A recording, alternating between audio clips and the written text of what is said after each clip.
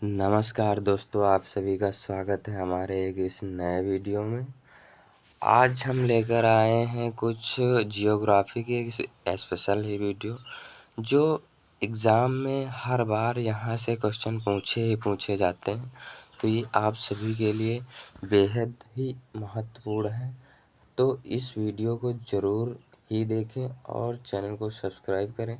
तो जो हमारा आज का टॉपिक है लेटीट्यूड्स क्या होता है। तो बात करें कि सबसे पहले इसको हम सरल डेफिनेशन में, लेटीट्यूड्स अक्षांश पृथ्वी पर किसी स्थान के उत्तर यानी नॉर्थ दक्षिण 100 दिशा दूरी को बताने वाली काल्पनिक रेखाएं होती हैं। इन्हें डिग्री में मापा जाता है। उदाहरण के लिए 0 डिग्री भूमध्य रेखा यानी इक्वेटर।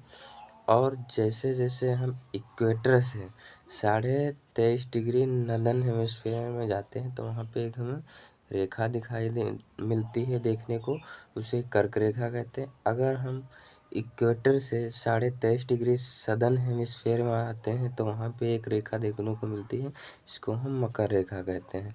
जैसे ये हमारी क्या है, इस पर यानी कि पृथ्वी है। पृथ्वी को 2 भागों में डिवाइड करती है।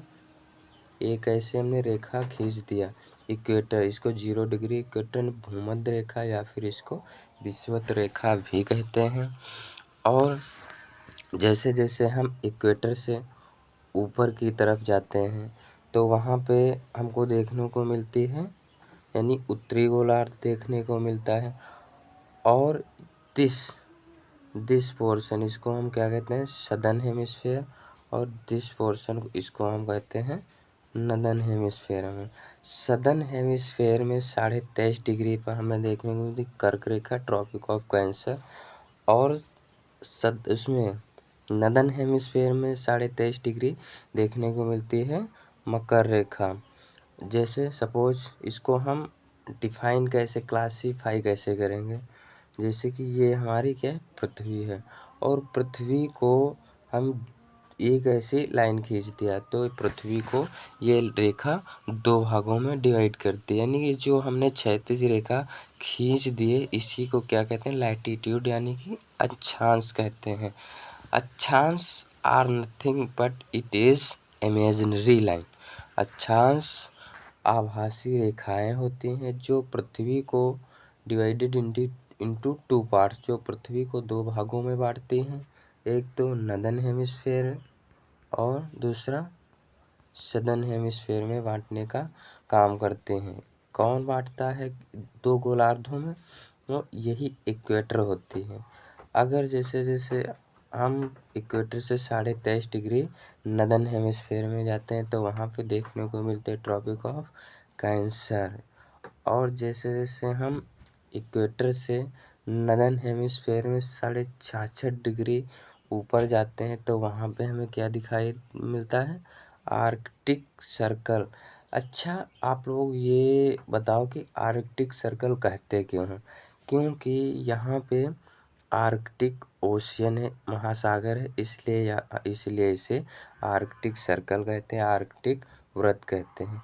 इसी प्रकार से जैसे जैसे हम इक्वेटर से सदर्न पोर्शन में 66.5 डिग्री आएंगे तो वहाँ पे भी हमें देखने को मिलता है आर्कटिक सर्कल। अब आर्कटिक सर्कल भी क्योंकि यहाँ पे आर्कटिक अंटार्कटिक ओशियन है इसलिए इसको हम अंटार्कटिक सर्कल बोलते हैं।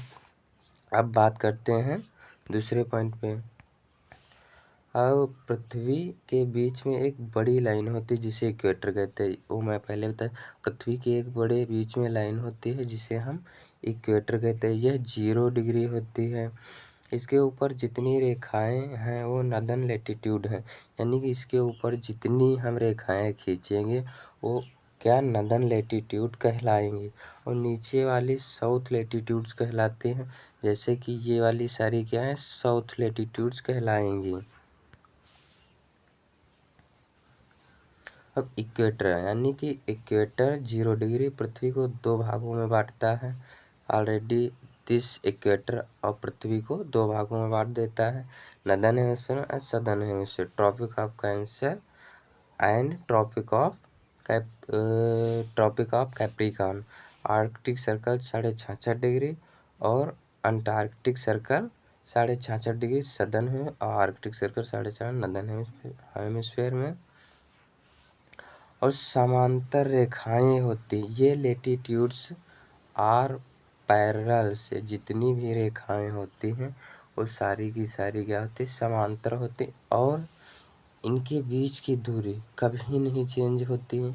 और ये जितनी सारी लेटीट्यूड्स होती हैं वो एक दूसरे को कभी नहीं काटती हैं।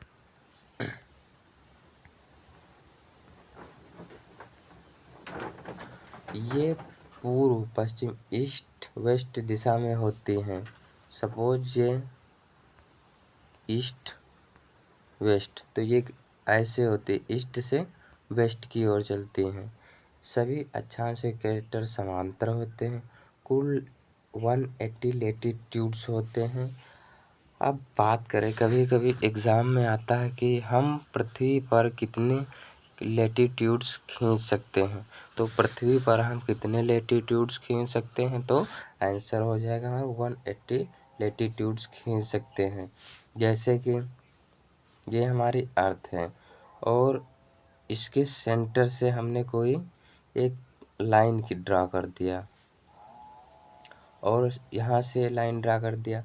अब ये जो हमने सेंटर से अलग अलग लाइन ड्रा की है, तो यहाँ कुछ अलग दूरी कवर हो और यहाँ कुछ अलग दूरी कर, तो ऐसे हम कहाँ तक खींच सकते हैं, तो हम यहाँ 90 तक खींच सकते हैं। इसी प्रकार से हम सदर्न हेमिस्फीयर में भी हम 90 तक खींच सकते हैं। जैसे हम इधर आएंगे इस पोर्शन में तुरंत हम 89 पे पहुँच जाएंगे, इसलिए हम पृथ्वी पर 90 डिग्री यानी कि 180 लेटीट्यूड्स ड्रा कर सकते हैं। जैसे कि 90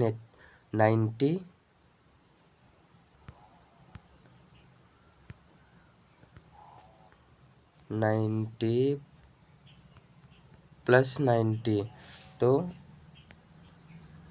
180 हम ड्रा कर सकते हैं लैटिट्यूड। लेकिन बात आती है कि पृथ्वी पर हम कितने सर्कल खींच सकते हैं। कई बार ये एग्ज़ाम में पूछा जाता है कि पृथ्वी पर हम कितने सर्कल खींच सकते हैं, तो उसमें ऑप्शन दे देता है 81, 80, 180, 179। तो इसमें से कौन हो जाएगा, तो पृथ्वी पर अब कितने के 179 हम क्या खींच सकते हैं, 179 सर्कल ड्रा कर सकते हैं। ये दो हमारे बहुत ही महत्वपूर्ण क्वेश्चन हो गए जो कई बार पूछते हैं और UPPCS UPSC स्टेट लेवल पे सारे क्वेश्चन पूछे जाते हैं जो कि बहुत ही महत्वपूर्ण होते हैं और स्टेटमेंट बेस्ड होते हैं ये क्वेश्चन। और बात आती है कि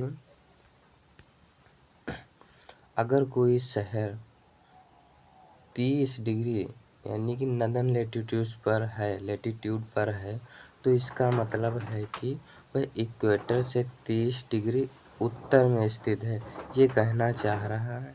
अगर कोई शहर 30 डिग्री यानी कि यहाँ पे 30 डिग्री नदर्न हेमिस्फीयर में है, तो इक्वेटर से यानी कि ये उत्तरी गोलार्ध में है, उत्तरी गोल तो डिग्री में उत्तर में स्थित होगा, 30 डिग्री उत्तर में स्थित। जैसे भारत लगभग 8 डिग्री नदन से 37 डिग्री नदन अक्षांश के बीच में है।